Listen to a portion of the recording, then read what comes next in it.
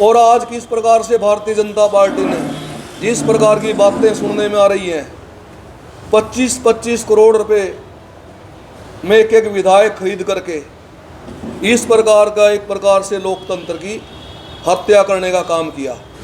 हाल ही में हुए राज्यसभा चुनाव को लेकर आप देख सकते हैं किस तरीके से बृज शर्मा जी हैं, किस प्रदेश अध्यक्ष हैं, वो आज एक अहम प्रेस वार्ता करते हुए नजर आ रहे हैं। हालांकि क्या कुछ मुद्दे वो एक बारी बातचीत भी करने का प्रयास करेंगे, लेकिन अभी 2 दिन पहले ही राज्यसभा के चुनाव हुए हैं जहां पर एक सीट कांग्रेस की आती है और एक सीट बीजेपी की आती है। क्या कुछ कहने एक बारी बातचीत करने का प्रयास करते हैं। बृज शर्मा जी क्या कुछ कहना चाहेंगे? आज एक अहम प्रेस वार्ता की जा रही है कि क्या मुद्दा रहने वाला है? आज हम चर्चा कर रहे हैं 16 तारीख को राज्यसभा की 2 सीटों के चुनाव हुए। उसमें एक प्रत्याशी तो बीजेपी के संजय भाटिया और एक आज़ाद प्रत्याशी भारतीय जनता पार्टी के समर्थित सतीश नांदल जी, और उसके बाद कांग्रेस के करमवीर बौद्ध जी, 3 लोगों ने चुनाव का नामांकन भरा। और जो सतीश नांदल थे वो भाजपा समर्थित प्रत्याशी रहे। और जब चुनाव के नतीजे आए उसके बाद एक बात स्पष्ट हुई, इसमें चाहे इस समय के मौजूदा मुख्यमंत्री हों आदरणीय सैनी साहब, उनका भी फेलियर रहा, उनकी भी किरकिरी हुई। साथ में कांग्रेस के पूर्व मुख्यमंत्री चौधरी भूपिंदर सिंह हुड्डा, वो जीत कर भी चुनाव हार गए, क्योंकि इस चुनाव के अंदर जिस प्रकार का धन बल का प्रयोग हुआ, साम दाम दंड भेद, और एक समय भारतीय जनता पार्टी जब इस देश के प्रधानमंत्री स्वर्गीय चौधरी अटल बिहारी वाजपेयी जी हुआ करते थे, और जब विश्वास मत उन्होंने प्राप्त करना था लोकसभा में, उस समय आपने देखा उनकी सरकार मात्र 1 वोट से गिर गई थी। और उन्होंने लोकसभा में ये बयान दिए थे कि मंडी में माल बहुत बिकाऊ था लेकिन कोई खरीदार नहीं था। एक तो वो असूल के राजनीतिक रहे, हम उनका सम्मान भी करते हैं।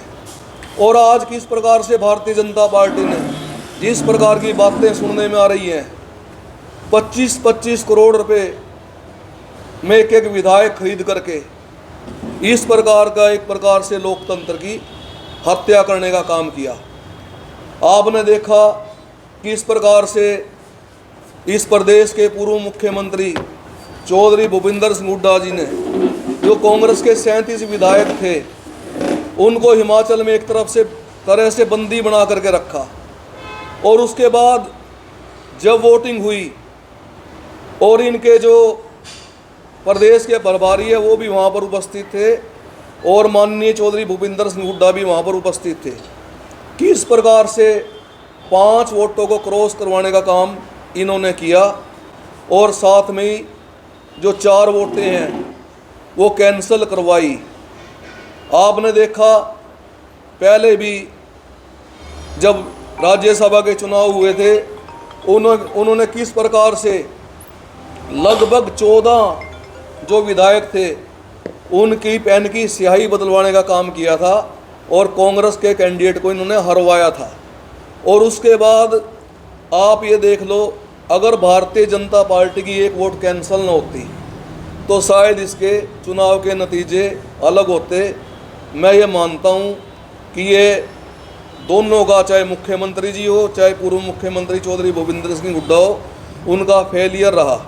और मैं अपने नेता दुष्यंत चौटाला जी, जो पूर्व में प्रदेश के उप मुख्यमंत्री रहे और संगठन में वरिष्ठ उपाध्यक्ष, राष्ट्रीय उपाध्यक्ष हैं, अगर उनकी मैनेजमेंट की बात कर लूं तो मैं उनकी लीडरशिप को आज दाद देना चाहूँगा, क्योंकि आपको याद होगा जब हमारे 10 विधायक हुआ करते थे और कार्तिकेय शर्मा जो आज़ाद प्रत्याशी के रूप में खड़े थे, हमने उनका समर्थन किया था। हालांकि विधायकों का, जो हमारे विधायक थे, हमारे मतभेद भी थे, लेकिन 10 की 10 वोटें राज्यसभा में दुष्यंत चौटाला जी ने कार्तिकेय शर्मा जी को दिलवाने का काम किया और इनको जीत दिलवाई थी।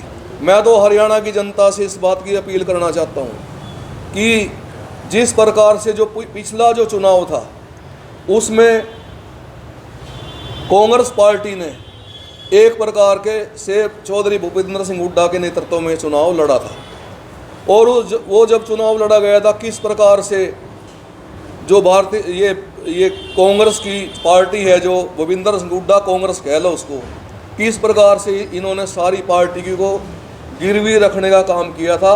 भारतीय जनता पार्टी की मर्जी से टिकटें दी और उसके बाद स्वयं अपने प्रत्याशी हराने का काम किया। आप करनाल की 5 सीटें हैं, आप करनाल का उदाहरण ले लो। असंध में क्या हुआ, वहाँ पर राहुल गांधी की उपस्थिति में कांग्रेस के प्रत्याशी की वोट भी नहीं मांगी। तो आज कांग्रेस का जो चेहरा है वो जनता के सामने आ चुका है और आने वाला समय जननायक जनता पार्टी का है, क्योंकि दुष्यंत चौटाला जी युवा हैं। और अभी हाल में हमारी 2 जो बड़ी रैली जुलाना और आंसी में जो बड़ी रैली हुई उसमें जो पब्लिक उमड़ करके आई है, इस बात का उदाहरण है कि आने वाला समय दुष्यंत चौटाला जी का है और डॉक्टर अजय सिंह चौटाला जी का है। मुकुल सेतिया का एक बयान आया है कि चंडीगढ़ जो कांग्रेस का कार्यालय है, मुख्य कार्यालय, वहां पर बैठकर धरना देंगे और ताकि वो 5 जो गद्दार हैं उनके नाम जल्द से जल्द घोषणा उनकी की जाए। मैं गोकुल सेतिया जी के इस फैसले का स्वागत करता हूँ। ये जिन्होंने गद्दारी की है और या जिन्होंने गलत निशान लगाए हैं, जो वोट कैंसिल हुई हैं, उनके निशान खुल करके सामने आने चाहिए, क्योंकि उन जनता ने उनको कांग्रेस के नाम पर वोट देने का काम किया। उन्होंने जनता के साथ विश्वासघात किया है। और मैं तो कहता हूँ ये वहाँ पर्यवेक्षक वहाँ पर उपस्थित थे, स्वयं चौधरी भूपेंद्र सिंह हुड्डा उपस्थित थे, उन्होंने वोट देखी है और नाम सार्वजनिक क्यों नहीं करते? ये नाम सार्वजनिक करने चाहिए। इनेलो को कैसे देखते हैं? देखो, इनेलो का जो पार्टी का है उनका अपना फैसला है, उसके बारे में ज़्यादा बेहतर होगा स्वयं उनसे बात। इनेलो को भाजपा की बी टीम बता रही है और भाजपा कांग्रेस की बी टीम बता रही है। ये तो एक प्रकार से स्पष्ट हो चुका।